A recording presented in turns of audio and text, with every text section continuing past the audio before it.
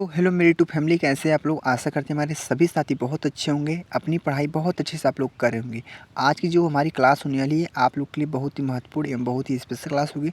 तो सभी साथी से निवेदन है, सभी साथी वीडियो को फुल वॉच करेंगे, कोई भी साथी वीडियो को स्किप नहीं करेगा। ये साथी हमारा क्लास है जो आप लोग का आरपीएफ कांस्टेबल का जीके जीएस का पीवाईक्यू का क्लास है साथी, जो आप लोग के लिए बहुत ही ज़्यादा महत्वपूर्ण है। आज का पार्ट हमारा 74 है। आरपीएफ बैच के हिसाब से देखें तो ये पार्ट हमारा 24 है साथी, ठीक है। तो बहुत ध्यानपूर्वक से वीडियो को देखना एंड तक, क्योंकि होने वाली है आप लोग के लिए बहुत ही ज़्यादा महत्वपूर्ण। साथ ही पहले प्रश्नों को हम अच्छे से पढ़ेंगे, फिर आप लोग देखना किस टाइप से प्रश्न आप लोग के एग्जाम में पूछे जाते हैं, किस प्रकार से नहीं पूछे जाते हैं। सब कुछ इसी वीडियो में आप लोग को डिटेल पता चल जाएगा। बाकी आप लोग 4-5 प्रश्नों को अच्छे से हल कीजिए, आप लोग को पूरा अनुभव हो जाएगा कि यह क्लास आप लोग के लिए कैसे होने वाला है, ठीक है। बाकी जो हमारे मित्र लोग चैनल पर नए हैं, अभी जो चैनल को सब्सक्राइब नहीं किए हैं वो चैनल सब्सक्राइब कर लें और बेल आइकन को प्रेस कर दें, क्योंकि आने वाले सभी का नोटिफिकेशन आपके पास पहले आए साथ, ठीक है। चलते हैं, स्टार्ट करते हैं। तो देख सकते हैं मित्रों, हमारा पहला प्रश्न क्या आप लोग के स्क्रीन पे है। पहला प्रश्न ध्यान से पढ़िए, उत्तर देने का प्रयास जरूर से जरूर करना, जो हमारे बहनें देख रहे हैं वीडियो को और जो मेरे भाई देख रहे हैं वीडियो को, ठीक है। तो पहला प्रश्न बोला है, भारतीय संविधान की अनुच्छेद 280 के अनुसार वित्त आयोग एक है। भारतीय संविधान की अनुच्छेद 280 के अनुसार वित्त आयोग एक है। अर्ध न्यायिक निकाय, अर्ध संघीय निकाय, निजी निकाय, कार्यकारी निकाय। तो मेरे भाई इस प्रश्न का स्पेशल राइट आंसर क्या होगा। जो भी साथी पता हुआ साथी हमारे कमेंट करेंगे कि इस प्रश्न का आंसर क्या होने वाला है। तो बता दें मित्रों, इस प्रश्न का आंसर आप लोग का हो जाएगा अर्ध न्यायिक निकाय, आप लोग का राइट आंसर हो जाएगा, यानी पहला answer is the correct answer. मित्र लोग आप लोग बहुत अच्छे से क्लियर हो चुके हैं। अब हम चलते हैं स्टेप बाय बढ़ते हैं अगले नेक्स्ट प्रश्न को, ठीक है। अगले प्रश्न को पढ़िए आप लोग। अगले प्रश्न को पढ़ते साथ ही अगला प्रश्न हमारा कौन सा आप लोग के स्क्रीन पे आज का प्रश्न नंबर साथ ही हमारा आज का दूसरा है। दूसरा प्रश्न क्या बोला है, ध्यान से पढ़िए। दूसरा प्रश्न आप लोग के लिए कितना महत्वपूर्ण हो सकता है। नागरिकों के मौलिक अधिकारों और भारतीय संविधान का संरक्षक कौन है। नागरिकों के मौलिक अधिकारों और भारतीय संविधान का संरक्षक कौन है। तो भारत का सर्वोच्च न्यायालय होता है, केंद्रीय जांच ब्यूरो होता है, गृह मंत्रालय है और नियंत्रक और महालेखा परीक्षक है। तो मेरे भाई इस प्रश्न का उत्तर देने का प्रयास कीजिए आप लोग कि इस प्रश्न का उत्तर होने वाला है क्या, ठीक है। बाकी आप लोग तुक्का का प्रयोग मत करना आप लोग, ठीक है, क्योंकि आप लोग को पता है माइनस नंबर 3 की नेगेटिव मार्किंग भी उपलब्धि इस एग्जाम में मात्र, ठीक है। तो इस प्रश्न का आंसर क्या आप लोग का हो जाएगा, ऑप्शन नंबर ए वाला भारत का सर्वोच्च न्यायालय आप लोग का राइट आंसर हो जाएगा, जो आप लोग के लिए बहुत ही अच्छा प्रश्न है साथी, ठीक है। अब हम चलते हैं मित्र लोग अगले नेक्स्ट प्रश्न को, ठीक है। अगले प्रश्न को पढ़ते हैं। अगला प्रश्न कौन सा आती है आप लोग की स्क्रीन पे, आज हमारा थर्ड प्रश्न है। आप लोग का तीसरा प्रश्न साथी क्या बोला, ध्यान से पढ़िए तीसरा प्रश्न को। बोला है साथी तीसरा प्रश्न क्या है, तीसरा प्रश्न बोला है, निम्नलिखित में से कौन भारत और श्रीलंका के बीच विभाजन के रूप में कार्य करता है। निम्नलिखित में से कौन भारत और श्रीलंका के बीच विभाजन के रूप में कार्य करता है। तो मेरे भाई इस प्रश्न का स्पेशल राइट आंसर क्या होगा। जो भी साथी को पता वह साथी हमारे कमेंट करेंगे। पाक जल्द मरुमध्य संवाद की खंबात की खाड़ी है, 9 डिग्री चैनल है, 10 डिग्री चैनल है। तो मेरे भाई इस प्रश्न का स्पेशल राइट आंसर क्या होने वाला है। जो भी साथी पता वह साथी हमारे कमेंट करेंगे कि इस प्रश्न का उत्तर क्या होगा। तो बता दें साथी इस प्रश्न का जो हमारा स्पेशल उत्तर होगा, क्या आप लोग का पता हो क्या होगा, पाक जल्द मरुमध्य आप लोग का राइट आंसर हो जाएगा। मित्रों बहुत अच्छे से आप लोग क्लियर भी हो चुके हैं। अब हम चलते हैं स्टेप बाय बढ़ते हैं अगले नेक्स्ट प्रश्न को, ठीक है। अगले प्रश्न को पढ़िए आप लोग। साथी अगला प्रश्न हमारा कौन सा आप लोग की स्क्रीन पे आज का प्रश्न नंबर साथी हमारा है आज का चौथा प्रश्न साथी, ठीक है। चौथा प्रश्न क्या है, ध्यान से पढ़िए। चौथा प्रश्न बोला है, चुंबकीय रेखाओं की समीपता द्वारा चुंबकीय क्षेत्र की दौरान चुंबकीय क्षेत्र की कौन सी विशेषता प्रदर्शित करती है। साथ ही चौथा प्रश्न बोला है, चुंबकीय रेखाओं की समीपता द्वारा चुंबकीय क्षेत्र की कौन सी विशेषता प्रदर्शित होती है। कौन सी विशेषता प्रदर्शित होती है मेरे भाई, सापेक्षिक तीव्रता है, सापेक्षिक आवेश है, सापेक्षिक गति है, सापेक्षिक बल है। तो मेरे भाई इस प्रश्न का राइट आंसर क्या होने वाला है। जो भी साथी पता हुआ साथी हमारे कमेंट करेंगे कि इस प्रश्न का स्पेशल राइट आंसर क्या होगा। तो साथ ही इस प्रश्न का आंसर होगा आप लोग का सापेक्षिक तीव्रता, यानी चुंबकीय रेखाओं की समीपता द्वारा चुंबकीय क्षेत्र की कौन सी विशेषता प्रदर्शित होती है, वो सापेक्षिक तीव्रता आप लोग का साथी हमारा राइट आंसर हो जाएगा, जो आप लोग के लिए बहुत ही अच्छा प्रश्न साथी मित्र था। अब हम चलते हैं स्टेप बाय बढ़ते अगले नेक्स्ट प्रश्न को साथी। अगले प्रश्न को पढ़िए आप लोग। अगला प्रश्न कौन सा साथी हमारा आज का प्रश्न नंबर साथी हमारा है आज का पाँचवा प्रश्न साथी। पाँचवा प्रश्न क्या, ध्यान से पढ़िए। बोला है, भारत सरकार की लोकतांत्रिक व्यवस्था का रक्षक किसे कहा जाता है। क्या प्रश्न है, भारत सरकार की लोकतांत्रिक व्यवस्था का रक्षक किसे कहा जाता है। तो इस प्रश्न का आंसर क्या होने वाला है, भारत का सर्वोच्च न्यायालय है, भारत के राष्ट्रपति हैं, भारत के महान न्यायाधीश जिला परिषद है। तो मेरे भाई इस प्रश्न का जो स्पेशल राइट आंसर हो जाएगा आप लोग के लिए सामने स्क्रीन पे दिख रहा होगा आप लोग का, भारत का क्या होगा पता साथी, आंसर आप लोग का हो जाएगा आंसर साथी आप लोग का भारत का सर्वोच्च न्यायालय आपका पहला आंसर आप लोगों का साथ ही हमारा राइट आंसर हो जाएगा, यानी option number A is the correct answer मेरे भाई। ठीक है, जो आप लोग के लिए बहुत अच्छा प्रश्न था मित्र लोग। आप लोग ने देख लीजिए पूरे 5 प्रश्नों को आप लोग बहुत अच्छे से कंप्लीट कर लिए होंगे। आप लोगों को पता चल गया होगा किस प्रकार से आप लोग एग्जाम में प्रश्न पूछे जा रहे हैं मित्र। ठीक है, आप लोग का कितना स्पेशल क्लास होगी, बाकी आप लोग एंड तक बने रहिए क्योंकि आप लोग को बहुत मजा आएगा और इसी क्लास में ना सारे प्रश्नों को रटवा दूंगा मेरे भाई। ठीक है, इतनी बातों को ध्यान रखना। चलते हैं अगले नेक्स्ट प्रश्न को साथी। ठीक है, अगले प्रश्न को पढ़िए मित्र लोग। अगला प्रश्न हमारा कौन सा आप लोग की स्क्रीन पे आज का प्रश्न नंबर साथी हमारा आज का छठा प्रश्न है। छठा प्रश्न बोला है कि निम्नलिखित में से कौन सा राज्य सागौन की लकड़ी से बने थरउड घरों के लिए प्रसिद्ध है। निम्नलिखित में से कौन सा राज्य हमारा है जो सागौन की लकड़ी से बने थरउड घरों के लिए प्रसिद्ध है। तो मेरे भाई जम्मू और कश्मीर है, केरल है, अरुणाचल प्रदेश है, हरियाणा है। तो मेरे भाई इस प्रश्न का आंसर क्या होने वाला है, जो भी साथी पता है वह साथी हमारी कमेंट करेंगे कि इस प्रश्न का आंसर क्या हो सकता है। साथ ही बाकी ये प्रश्न आप लोग के लिए बहुत ही ज़्यादा महत्वपूर्ण है। तो मेरे भाई बता दी इस प्रश्न का जो हमारा स्पेशल राइट आंसर हो जाएगा आप लोगों का केरल हो जाएगा। ठीक है, कितने मेरे भाई को बहनों को आंसर पता था, मेरी बहनें भी कमेंट करेंगे और मेरे भाई भी कमेंट करेंगे। तो केरल आप लोग का इस प्रश्न का साथ ही हमारा जो होगा बहुत अच्छा प्यारा आंसर हो जाएगा मित्र लोग। अब हम चलते हैं स्टेप बाय बढ़ते अगले नेक्स्ट प्रश्न की ओर। अगले प्रश्न का उत्तर देने का प्रयास करते हैं मित्र लोग। आज का प्रश्न साथ ही हमारा आज का सातवां प्रश्न है। सातवां प्रश्न क्या है मित्र लोग, पढ़िए आप लोग ध्यान से। सातवां प्रश्न क्या होने वाला है, बोला है प्रश्न, कढ़ाई कला टोडा की शुरुआत किस राज्य में हुई। कढ़ाई कला टोडा की शुरुआत किस राज्य में हुई। तो जो भी साथी पता वह साथी हमारे कमेंट करेंगे इस प्रश्न का उत्तर होने वाला है क्या। नागालैंड है, तमिलनाडु है, राजस्थान है, जम्मू एवं कश्मीर है। तो मेरे भाई इस प्रश्न का उत्तर क्या होगा, जो भी साथी पता वह साथी हमारे कमेंट करेंगे। इस प्रश्न का आंसर हो जाएगा आप लोग का तमिलनाडु हो जाएगा। ठीक है, तो बहुत अच्छा आप लोग का प्रश्न था मित्र लोग। अब हम चलते हैं स्टेप बाय बढ़ते अगले नेक्स्ट प्रश्न को। ठीक है, हम लोग एक ही प्रश्न को ना बहुत बार किस पढ़ेंगे साथी। ठीक है, चलते हैं अगले प्रश्न को। अगला प्रश्न कौन साथी हमारा आज का प्रश्न नंबर 8वां है। तो आठवें प्रश्न को पहले अच्छे से पढ़िए फिर ऑप्शन देखते हैं। ठीक है, प्रश्न 8वां बोला है, महाराजा रणजीत सिंह किस प्रांत की शासक थे। महाराजा रणजीत सिंह जो थे वो किस प्रांत के शासक थे। तो मेरे भाई इस प्रश्न का आंसर क्या होगा, पहले आप ऑप्शन देखिए, अवध है, पंजाब है, उड़ीसा है, बंगाल है। तो मेरे भाई इस प्रश्न का उत्तर क्या होगा आप लोग बताइए। आप लोग कमेंट जरूर कीजिएगा। ठीक है, कमेंट जरूर करना आप लोग। ठीक है, बाकी प्रश्न का आंसर आप लोग का साथी हो जाएगा आप लोग का पंजाब हो जाएगा। क्या आप लोग का पंजाब साथी हमारा इस प्रश्न का मित्र बहुत अच्छा आपका प्यारा आंसर हो जाएगा। पंजाब ऑप्शन नंबर बी वाला इस प्रश्न का होगा राइट आंसर। ठीक है मित्र लोग, आप बहुत अच्छे से क्लियर भी हो चुके हैं। अब हम चलते हैं स्टेप बाय बढ़ते हैं अगले नेक्स्ट प्रश्न को साथी। अगले प्रश्न को पढ़िए आप लोग। ठीक है, अगला प्रश्न कौन सा मित्र आप लोग के लिए, अगला प्रश्न आप लोग के लिए है आज का हमारा सातवां प्रश्न साथी। ठीक है, सातवां प्रश्न पढ़ते हैं। बोला है, मछली की हृदय में कितने कच्छ होते हैं। मछली की हृदय में कितने कच्छ होते हैं। तो बताने का प्रयास कीजिए। 4 है, 2 है, 3 है, 5 है। 4, 2, 3, 5। साथी इस प्रश्न का आंसर क्या होगा। तो साथी इस प्रश्न का उत्तर देने का प्रयास कीजिए आप लोग। इस प्रश्न का उत्तर जो हमारा होगा आप लोग का बता दें साथी 2 हो जाएगा। क्या होगा, 2 आप लोग का राइट आंसर हो जाएगा मित्र लोग। बहुत अच्छे से आप लोग क्लियर हो चुके हैं। अब हम चलते स्टेप बाय बढ़ते अगले नेक्स्ट प्रश्न को। ठीक है, अगले प्रश्न को पढ़िए आप लोग।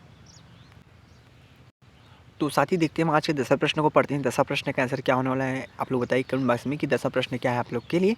संसद में लोकसभा की बैठक के लिए सदस्यों की उपस्थिति आवश्यक है।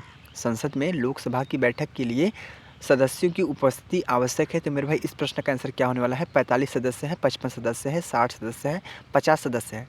तो मेरे भाई इस प्रश्न का आंसर क्या होगा आप लोग बताने का प्रयास कीजिए। इस प्रश्न का साथी में जो राइट आंसर हो जाएगा 55 सदस्य आप लोग का राइट आंसर हो जाएगा, जो आप लोग के लिए बहुत ही ज़्यादा महत्वपूर्ण है मेरे भाई। ठीक है, तो बहुत अच्छे से आप लोग क्लियर भी हो चुके हैं। अब हम चलते हैं स्टेप बाय बढ़ते अगले नेक्स्ट प्रश्न को। ठीक है मेरे भाई, अगले नेक्स्ट प्रश्न को पढ़िए। अगला प्रश्न कौन सा मेरे भाई, आज का प्रश्न साथी हमारा 11 है। ठीक है, 11 प्रश्न क्या है मेरे भाई, 11 प्रश्न पढ़िए ध्यान से। बोला है, जब सूर्य मकर रेखा के लंबवत होता है तब होती है। जब सूर्य मकर रेखा के लंबवत होता है तब होती है। तो तब क्या होती है बताना आप लोग को। शीतकालीन संक्रांति होती है, विषुव होती है, या जून संक्रांति होता है, या ग्रीष्म संक्रांति होता है। तो मेरे भाई इस प्रश्न का आंसर क्या होने वाला है। जो भी साथी पता है, जो हमारी बहनों को पता है, मेरी बहनें कमेंट करेंगे, मेरे साथी भी कमेंट करेंगे। साथी इस प्रश्न का जो हमारा स्पेशल राइट आंसर हो जाएगा शीतकालीन संक्रांति आप लोग का साथी हमारा राइट आंसर हो जाएगा, जो आप लोग के लिए बहुत ही अच्छा प्रश्न था मेरे भाई। अब हम चलते स्टेप बाय बढ़ते अगले नेक्स्ट प्रश्न को। ठीक है, अगले प्रश्न को पढ़िए आप लोग। अगला प्रश्न कौन साथी हमारे लिए है, अगला प्रश्न आप लोग की स्क्रीन पे आज हमारा साथी कौन सा प्रश्न है, 12 प्रश्न साथी। ठीक है, तो 12 प्रश्न को ध्यान से पढ़िए। 12 प्रश्न क्या बोला है, बोला है बास्केटबॉल के खेल में जब कोई खिलाड़ी रीम के क्षैतिज किनारे पर हवा में कूदते हुए स्वयं को नियंत्रित करते हुए 1 या 2 हाथों से बास्केट में गेंद को डालकर स्कोर करता है तो यह शॉट कहलाता है। यह शॉट क्या कहलाता है मेरे भाई, यह आप लोग को बताना है, जो आप लोग के लिए बहुत ही अच्छा प्रश्न है मेरे भाई। आप लोग ध्यान से पढ़ना, क्योंकि खेल कूद से प्रश्न आप लोग के अधिकतर पूछे जाते हैं और रिपीट सबसे ज़्यादा होते साथ। ठीक है, तो बास्केटबॉल के खेल में जब कोई खिलाड़ी रिम के क्षैतिज किनारे पर हवा में कूदते हुए स्वयं को नियंत्रित करते हुए एक या दो हाथों से बास्केट में गेंद को डालकर स्कोर करता है तो यह शॉट कहलाता है। तो ये शॉट क्या कहलाएगा मेरे भाई? जो भी साथी पता वो साथी हमारे कमेंट करेंगे क्या कहलाएगा? स्लैटिंग कहलाएगा, थ्रो कहलाएगा, बाउंस हुक कहलाएगा, या हुक कहलाएगा। तो मेरे भाई इस प्रश्न का राइट आंसर आप लोग का हो जाएगा। पता क्या आंसर होगा आप लोग का साथी? बता दे रहा हूँ। इस प्रश्न का जो हमारा स्पेशल राइट आंसर हो जाएगा मेरे भाई आप लोग का हो जाएगा स्लैटिंग। आप लोग का राइट आंसर हो जाएगा मेरे भाई। ठीक है, क्या होगा? स्लैटिंग आप लोग का राइट आंसर हो जाएगा मित्र, जो आप लोग के लिए बहुत ही अच्छा प्रश्न था मेरे भाई। अब हम चलते हैं स्टेप बाय बढ़ते अगले नेक्स्ट प्रश्न को साथी। ठीक है, हमने 12 प्रश्न तो बहुत अच्छे से कंप्लीट किया। अगले प्रश्न को पढ़िए आप लोग। ठीक है, अगला प्रश्न कौन साथी? आप लोग की स्क्रीन पे आज के हमारे 13 प्रश्न साथी। ठीक है, 13 प्रश्न को पढ़िए ध्यान से और उत्तर देने का प्रयास कीजिए आप लोग। ठीक है, बोला है प्रश्न 13, निम्नलिखित में से कौन सा world network of biosphere reserve का हिस्सा है? निम्नलिखित में से कौन सा world network of biosphere reserve का हिस्सा है? तो मेरे भाई इस प्रश्न का उत्तर क्या होगा? इस प्रश्न का आंसर क्या होगा? नीलगिरी है, डिब्रू सैखोवा है, दिहांग दिबांग है, शीत मरुस्थल है। तो मेरे भाई इस प्रश्न का जो आप लोग का राइट आंसर हो जाएगा क्या होगा पता है? नीलगिरी आप लोग का साथी हमारा राइट आंसर हो जाएगा। यानी 13वें प्रश्न का जो आप लोग का राइट आंसर होगा आप लोग का फर्स्ट आंसर ए वाला आप लोग का राइट आंसर हो जाएगा मेरे भाई। ठीक है, अब हम चलते हैं स्टेप बाय बढ़ते अगले नेक्स्ट प्रश्न के साथी। ठीक है, अगले प्रश्न को पढ़िए आप लोग साथी। अगला प्रश्न कौन सा हमारा आप लोग की स्क्रीन पे आज का हमारा 14 प्रश्न साथी बोला है, वर्ष 1949 में जब भारतीय संविधान लागू हुआ इसमें मूलतः कितने अनुच्छेद थे?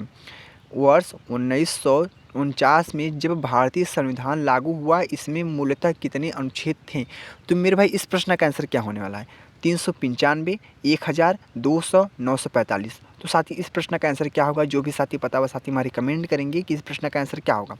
साथी इस प्रश्न का जो आप लोग का आंसर हो जाएगा बता दें साथियों, 395 आप लोग का राइट आंसर हो जाएगा। 395 वाला आप लोग का राइट आंसर हो जाएगा। यानी आप लोग का option number A is the correct answer हो जाएगा मित्र लोग। अब हम चलते हैं स्टेप बाय बढ़ते हैं अगले नेक्स्ट प्रश्न को। ठीक साथी, ठीक है, अगले प्रश्न को पढ़िए। अगला प्रश्न कौन साथी हमारा? अगला प्रश्न आप लोग की स्क्रीन पर आज का हमारा साथी 15 प्रश्न है। तो 15 प्रश्न को ध्यान से पढ़िए। 15 प्रश्न क्या होने वाला आप लोग को? 15 प्रश्न बोला है कि वर्ष 1929 में भारतीय राष्ट्रीय कांग्रेस की लाहौर अधिवेशन की अध्यक्षता किसने की? मेरे भाई इस प्रश्न का उत्तर क्या होगा बताने का प्रयास कीजिए कि वर्ष 1929 में भारतीय राष्ट्रीय कांग्रेस की लाहौर अधिवेशन की अध्यक्षता किसने की? जवाहरलाल नेहरू जी ने किया, मोहनदास करमचंद गांधी जी ने किया, या आप लोग के सुभाष चंद्र बोस ने किया, या सरोजिनी नायडू ने किया? तो मेरे भाई इस प्रश्न का उत्तर क्या होगा? जो भी साथी पता हुआ साथी हमारी कमेंट करेंगे। बहुत अच्छा प्रश्न आप लोग के लिए है। तो 15 प्रश्न का राइट आंसर आप लोग का हो जाएगा जवाहरलाल नेहरू आप लोग का राइट आंसर हो जाएगा। Option number A is the correct answer हो जाएगा मित्र लोग। ठीक है, तो बहुत अच्छे से आप लोग क्लियर भी हो चुके हैं। अब हम चलते हैं स्टेप बाय बढ़ते हैं अगले नेक्स्ट प्रश्न को साथी। अगले प्रश्न को पढ़िए आप लोग। अगला प्रश्न कौन सा मित्र लोग? आज का प्रश्न नंबर साथी हमारा है 16 प्रश्न साथी। ठीक है, 16 प्रश्न को पढ़िए ध्यान से। 16 प्रश्न बोला है, 16 प्रश्न क्या है ध्यान से पढ़िए। बोला है निम्नलिखित में से कौन नैरोबी वार्ता से संबंधित है? निम्नलिखित में से कौन नैरोबी वार्ता से संबंधित है? तो मेरे भाई इस प्रश्न का आंसर क्या होगा आप लोग बताने का प्रयास कीजिए। संयुक्त राष्ट्र है, विश्व व्यापार संगठन है, विश्व आर्थिक मंच है, विश्व बैंक है। तो मेरे भाई इस प्रश्न का उत्तर क्या होगा?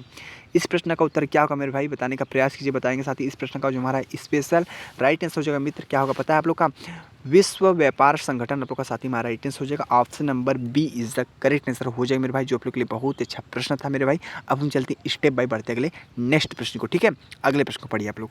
अगला प्रश्न कौन सा मेरे भाई? अगला प्रश्न आप लोग की स्क्रीन पे आज का हमारा 17 प्रश्न। ठीक है, 17 प्रश्नों को ध्यान से पढ़िए और उत्तर देने का प्रयास कीजिए आप लोग। ठीक है, प्रश्न 17 बोला है सार्वजनिक प्राधिकरणों के साथ साथ निजी व्यक्तियों दोनों के ही विरुद्ध कौन सा रीट जारी किया जा सकता है? सार्वजनिक प्राधिकरणों के साथ साथ निजी व्यक्तियों दोनों के ही विरुद्ध कौन सा रीट जारी किया जा सकता है? परमादेश है, बंदी प्रत्यक्षीकरण है, अधिकार पक्ष है, प्रतिषेध है। तो मेरे भाई इस प्रश्न का आंसर क्या होगा? इस प्रश्न का आंसर क्या होने वाला मित्र लोग? आप लोग बताने का प्रयास कीजिए ज़्यादा से ज़्यादा लोग। इस प्रश्न का उत्तर क्या होगा साथी बता दिए साथी। इस प्रश्न का आंसर होगा आप लोग का बंदी प्रत्यक्षीकरण आप लोग का राइट आंसर हो जाएगा, जो आप लोग के लिए होने वाला बहुत ही अच्छा प्रश्न मेरे भाई। ठीक है, तो आप लोग बहुत अच्छे से आप लोग कंप्लीट कर चुके होंगे। हमने पूरे 17 प्रश्नों को बहुत अच्छे से देखा मित्र लोग। अब हम चलते हैं स्टेप बाय बढ़ते अगले नेक्स्ट प्रश्न को साथी। अगले प्रश्न को पढ़िए आप लोग। अगला प्रश्न कौन सा हमारा है? आप लोग के स्क्रीन बोर्ड पर आज के साथी हमारा 18 प्रश्न साथी। ठीक है, तो 18 प्रश्न क्या मेरे भाई ध्यान से पढ़िए। 18 प्रश्न बोला है भारत में छावनी अधिनियम वर्ष में पारित किया गया। भारत में छावनी अधिनियम वर्ष में पारित किया गया। तो मेरे भाई इस प्रश्न का उत्तर क्या होने वाला है? क्या होगा साथी इस प्रश्न का उत्तर? 1932 है, 1962 है, 1950 है, 1924 है। तो मेरे भाई 4 ऑप्शन आपके पास है, 4 ऑप्शन में से आप लोग का राइट आंसर कौन सा होगा आप लोग बताने का प्रयास कीजिए मेरे भाई। बता देना इस प्रश्न का जो आप लोग का स्पेशल राइट आंसर हो जाएगा आप लोग का 1962 वाला आप लोग का राइट आंसर हो जाएगा। क्या 1962 वाला क्या साथी हमारा राइट आंसर हो जाएगा, जो आप लोग के लिए होने वाला है बहुत ही अच्छा प्रश्न मेरे भाई। और अपने नोटबुक में ना नोट कर लेना, किसी भी प्रश्न को हल्के मत लेना मेरे भाई, नहीं तो एग्जाम आपको हल्के में ले लेगा, ठीक है। आप लोग को मैंने बताया था एग्जाम में आप लोग के आरपीएफ कांस्टेबल एग्जाम में ज़्यादा हार्ड प्रश्न नहीं पूछे जाते हैं, सिंपल प्रश्न पूछे जाते हैं, ठीक है। क्योंकि आप लोग को पता है आरपीएफ कांस्टेबल का जो इसका फिजिकल होता है वो थोड़ा हार्ड होता है, बाकी इसका एग्जाम नॉर्मल होता है, ठीक है। थोड़ी मेहनत की जरूरत है आप लोग को, थोड़ा बेसिक आप लोग को कंफर्म होना चाहिए, ठीक है। थोड़ा बेसिक आप लोग को तैयार होना चाहिए, आप लोग एग्जाम को इजीली निकाल सकते हैं मेरे भाई, ठीक है, बहुत अच्छे से, ठीक है। बाकी आप लोग अच्छे से तैयारी करते रहिए। अब हम चलते हैं मित्र लोग अगले नेक्स्ट प्रश्न को देखेंगे। अगला प्रश्न कौन सा आप लोग के लिए स्क्रीन पे आज का हमारा साथी 19 प्रश्न साथी, ठीक है। क्या प्रश्न है 19वां प्रश्न, ध्यान से पढ़िए, उत्तर देने का प्रयास कीजिए आप लोग। क्या होने वाला है आज का 19 प्रश्न साथी, ठीक है। 19 प्रश्न बोला हमारा, निम्नलिखित में से किस वायुमंडलीय परत में विद्युत आवेशित कण होते हैं और रेडियो प्रसारण को संभव बनाते हैं। निम्नलिखित में से किस वायुमंडल परत में विद्युत आवेशित कण होते हैं और रेडियो प्रसरण को संभव बनाते हैं। तो समताप मंडल है, आयन मंडल है और क्षोभ मंडल है और मध्य मंडल है। तो मेरे भाई इस प्रश्न का आंसर क्या होने वाला है, जो भी साथी पता वह साथी हमारे कमेंट करेंगे कि इस प्रश्न का उत्तर होने वाला है क्या। तो बता दें साथी इस प्रश्न का उत्तर होने वाला आप लोग का हो जाएगा आयन मंडल का राइट आंसर हो जाएगा, option number B is the correct answer, ठीक है। बहुत अच्छा प्रश्न था मेरे भाई, आप लोग अच्छे से क्लियर हो चुके हैं मित्र लोग। अब हम चलते हैं स्टेप बाय बढ़ते हैं अगले नेक्स्ट प्रश्न को साथी। अगले प्रश्न को पढ़िए और उत्तर देने का प्रयास कीजिए मित्र लोग। आज का प्रश्न साथी हमारा है 20वां प्रश्न साथी, ठीक है। तो 20वें प्रश्न को अच्छे से पढ़ते हैं। 20वां प्रश्न क्या होने वाला है साथी, ध्यान से पढ़िए। 20वां प्रश्न बोला हमारा कि ब्रिटिश भारत सरकार की राजधानी कोलकाता से दिल्ली स्थानांतरित की गई। क्या बोला है प्रश्न, बोला है प्रश्न कि ब्रिटिश भारत सरकार की जो राजधानी हमारी है वो कोलकाता से दिल्ली स्थानांतरित की गई, दिल्ली स्थानांतरित की गई। तो क्या होने वाला है आंसर, 1858 से 59 तक, या 1911 से 12 तक, या 1927 से 28 तक, या 1906 से 7 तक।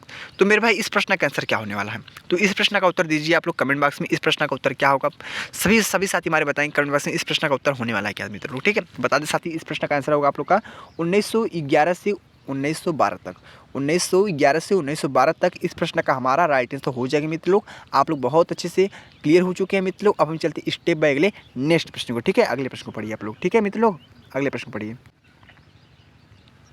तो साथी चलते हैं हम अगले नेक्स्ट प्रश्न को देखेंगे। अगला प्रश्न आपकी स्क्रीन पे आज का प्रश्न साथी हमारे 21 प्रश्न थे। 21 प्रश्नों को ध्यान से पढ़िए, फिर इसका उत्तर आप लोग कमेंट में बताइए साथी, ठीक है। बोला है निम्नलिखित में से कौन सा एक बादलों की निचली परत का उदाहरण है।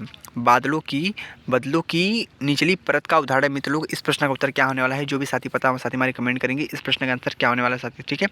तो पूछा हमारा स्तरीय कपासी बादल, ठीक है, स्टेटक्यूमलस उच्च स्तरीय बादल, पच्छाब स्तरीय बादल, और क्या सिरोन स्ट्रेटस बादल। तो मेरे भाई इस प्रश्न का उत्तर क्या होने वाला है, इस प्रश्न को पढ़िए ध्यान से। निम्नलिखित में से कौन सा एक बादलों की निचली परत का उदाहरण है। बादलों लिखा साथी, यहाँ पे बदलू लिखा है, ठीक है, यहाँ बदलू लिखा, ध्यान रखना आप लोग, बादलू रहेगा, क्या रहेगा, बादलू रहेगा, ठीक है। थोड़ा मिस्टेक हो गया था, बादलू रहेगा मित्र, इतनी बातों को ध्यान रखना, ठीक है। बादलों की निचली परत का उदाहरण है। तो मेरे भाई उत्तर आप लोग समझिए, उत्तर क्या होने वाला है, इस प्रश्न का उत्तर क्या होगा साथी बता देना। इस प्रश्न का जो हमारा स्पेशल राइट आंसर हो जाएगा आप लोग का हो जाएगा साथी, हमारा 21 प्रश्न का राइट आंसर हो जाएगा आप लोग का स्तरीय कपासी बादल स्टेटिक्यूमलस। साथी आप लोग बहुत अच्छे से कंप्लीट हो गए होंगे, हमने देख लिया, हमने 21 प्रश्न तो बहुत अच्छे से आप लोग बता दे साथी, ठीक है। इन प्रश्नों को नोट कर लेना क्योंकि आप लोग के लिए होने वाला है बहुत ही महत्वपूर्ण। बाकी हम चलते हैं स्टेप बाय बढ़ते अगले नेक्स्ट प्रश्न को साथी, ठीक है।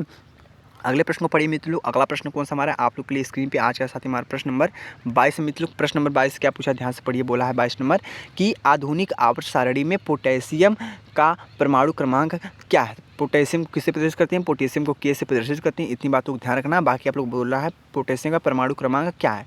आधुनिक आवर्त सारणी में पोटेशियम का परमाणु क्रमांक क्या है, तो 19 है, 24 है, 12 है, 20 है।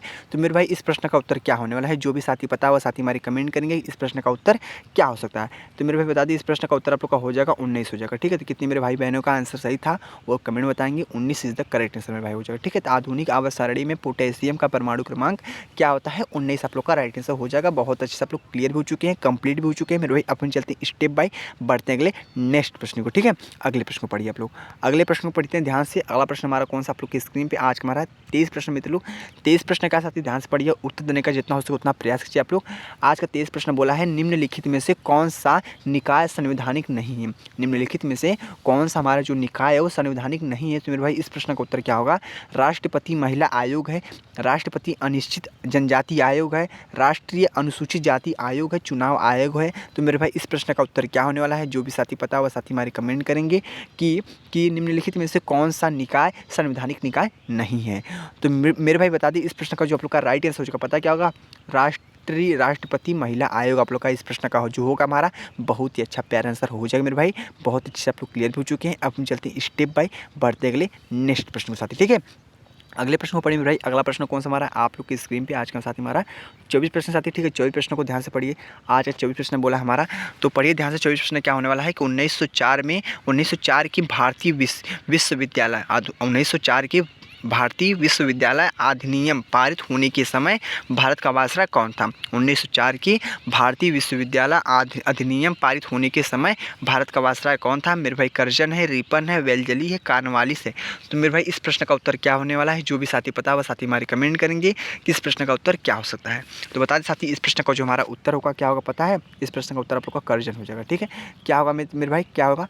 कर्जन हो जाएगा। तो कितने मेरे भाई बहनों का आंसर सही था? कर्जन। आप लोग कमेंट करेंगे, ऑप्शन नंबर ए को मारेंगे टिक, ऑप्शन नंबर ए वाला हो जाएगा आप लोग का राइट आंसर मित्रों, ठीक है। तो बहुत अच्छे से आप लोग कंप्लीट हो चुके हैं। हमने 24 प्रश्नों को बहुत अच्छे से देखा साथी। अब हम चलते हैं 25 प्रश्नों को देखते साथी। और ये आप लोग का अंतिम प्रश्न है। और इन अंतिम प्रश्नों को करने से पहले आप लोग को ये बताना है पूरे 25 प्रश्न में से कितने प्रश्न सही कितने प्रश्न गलत है। आप लोग को वीडियो कैसा लगा?